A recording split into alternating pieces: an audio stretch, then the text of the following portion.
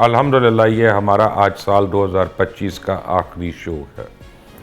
जो अगला शो होगा खरा सच 365 के ऊपर, वो इंशाल्लाह 2026 के अंदर होगा।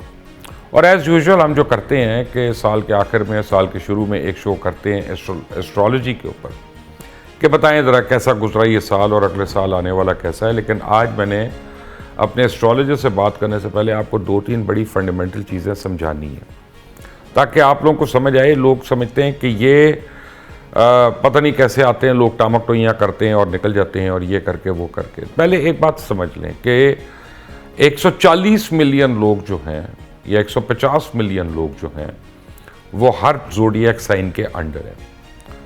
तो अगर फर्ज करें 12 ज़ोडिएक साइंस हैं तो उतने उनको डिवाइड कर लें। अब ये नहीं हो सकता कि अगर कोई एक एस्ट्रोलॉजर कहता है कि इस हफ्ते आपको नाक, कान, गला या आपका ख़राब होगा, तो वो 140 से 150 मिलियन लोगों का गला एक साथ ख़राब हो जाएगा। अब वो फ़र्क आना शुरू हो जाता है।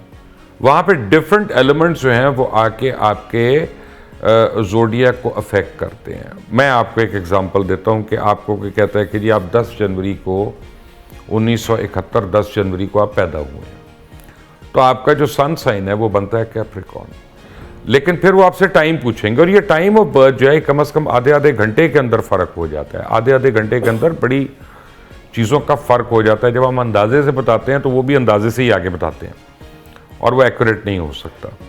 अब उसमें क्या होता है कि जो आपकी पैदाइश के वक्त आपका एसेंडेंट साइन है उसको कैलकुलेट करना पड़ता है। फिर उस वक्त जो उस स्टार के अंदर, जो आपके ज़ोडिएक के अंदर जो स्टार्स इंटरैक्ट कर रहे हैं, किसी की ट्राइन है, किसी की नहीं है, कोई हैवी है, किसी का शेडो आ रहा है, वो उसको कैलकुलेट करना पड़ता है। अब ये डिपेंड करता है जो कर रहा है उसकी स्किल सेट कितनी है। ये पूरी मैथमेटिक्स है, ये पूरी एक साइंस है जिसको उसी तरह से कैलकुलेट करना। अब उसके बाद क्या होता है, उसके बाद आप क्या करते हैं कि डिफरेंट एलिमेंट्स उसमें ऐड हो जाते हैं। जैसे न्यूमरोलॉजी एक एलिमेंट है, आदाद और शुमार का साइंस है। अब ये 2026 जो शुरू हो रहा है, ये 2026 जो है इसका जो न्यूमरोलॉजी के हिसाब से जो अदद बनता है वो 1 बनता है। अब फर्ज करें कि मेरी जो डेट ऑफ बर्थ है, मैं अपनी एग्जांपल इसलिए दे रहा हूं ताकि कोई अपने ऊपर लेके ना जाए, वो बनती है, मेरा जो नंबर बनता है 3 बनता है। लेकिन जब मैं 2026 को अपने लिए कैलकुलेट करूंगा तो मैं 3 नंबर पे नहीं कैलकुलेट कर सकता, मैं उसमें 1 नंबर ऐड करूंगा और वो 4 नंबर हो जाएगा। फिर उस हिसाब से मैं शुरू हो जाए। मैं कहूँ कि यार वो तो फला एस्ट्रोलॉजर ने कहा था 3 नंबर की तो ये लॉटरी निकल रही है, तो वो हो रहा है, तो वो गलत हो जाएगा। दूसरा, लोगों की एक आदत क्या होती है कि हर चीज़ को जो है ना वो घुमा शुमा के, खींच के अपने ऊपर फिट करने की कोशिश करते हैं।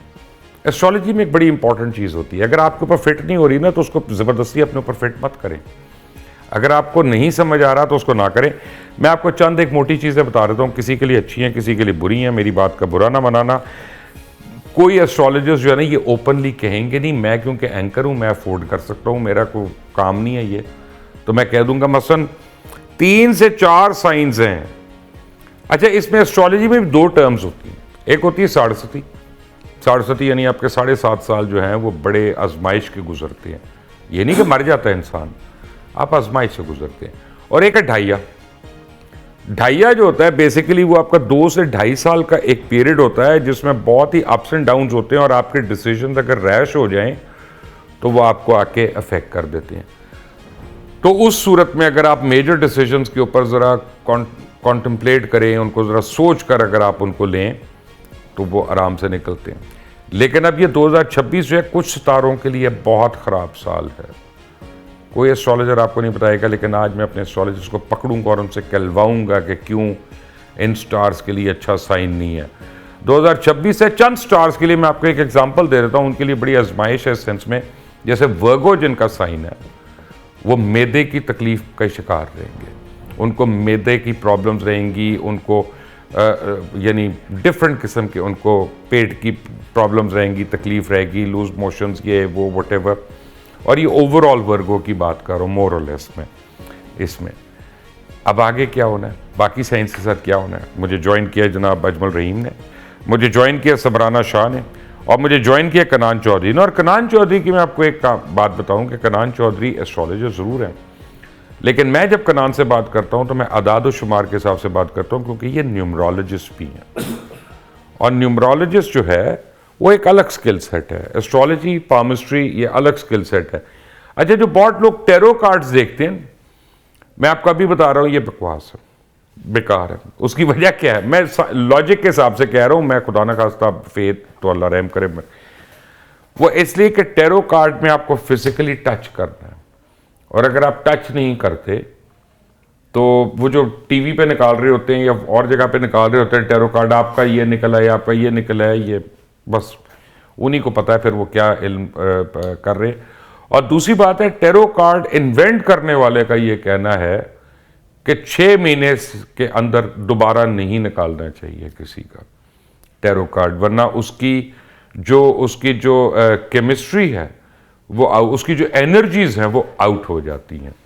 बट वेरी क्विकली, सबसे पहले अजमल रहीम साहब, जो थैंक यू वेरी मच, जो मैंने बातें की हैं, आप एज एन एस्ट्रोलॉजर एग्री करते हैं, डिसएग्री करते हैं? नहीं सर, बिल्कुल 100% ठीक है। मैं जैसे आपने कहा कि हर एक पे लागू नहीं होती। अब अगर हो नहीं सकती ना, नहीं हो सकती। अब आपने अकमल भाई और मैं दोनों ट्विंस, आइडेंटिकल ट्विंस था, बट हमारे 3 घंटे का फर्क था।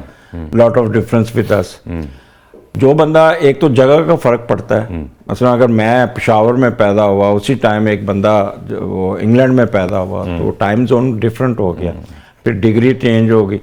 तो ये सर प्रिसाइज नॉलेज, जितना आप एक्यूरेट होंगे, जितना आपका एक्सपीरियंस होगा, उतने आप एक्यूरेट रीडिंग दे देंगे। ये भी ज़रूरी नहीं है। मैं समझता हूँ ज़रूरी है कि उस वक्त उस पर्टिकुलर चीज़ पे आपने कितनी मेहनत की है। उसके लिए सर वो जो वक्ती जो स्टैंडर्ड निकालना है ना, उस पर वो टाइम जोन जो ज़ीरो जिसको क्या कहते हैं, उस टाइम जोन को जीएसटी को जीएमटी के वाले उसमें 2-3 फार्मूले लगा के आप एक्चुअल टाइम निकाल। वो तो इंटरनेट बंद हो तो आप सारों के गलत हो जाते हैं। वो गलत हो रहे, क्योंकि आजकल वो इंटरनेट पे आप फौरन निकल आता है, तो इसलिए उस तरह कैलकुलेशन जो एक्यूरेसी है वो बड़ा लंबा प्रोसीजर है। समराना जी, जादू भी जो लोग करते हैं वो टाइम के हिसाब से करते हैं ना, कि सुबह को है, रात को है, दोपहर का है। अच्छा सर, जो मैजिक का भी जोन होता है उसके लिए टाइम और डेट्स जो है ना वो बड़ा मैटर करती हैं। जो लोग जो चिल्ले करते हैं या मोकिलात वगैरह, तो उसके लिए ओबियसली टाइम, डेट्स, ख़ास तौर पे जो डेट्स जो ज़्यादा इसके लिए अच्छी मानी जाती है, जैसे चांद की कुछ तारीखें होती हैं, सूरज, ल्यूनर इक्लिप्स, जी बिल्कुल, ये जो होते हैं ना best times for the spells and magics हो सकते हैं, पॉसिबिलिटी है ना। फर्क पड़ता है ना, डेज का, डेट्स का, टाइमिंग का 100% पड़ता है सर, 100%।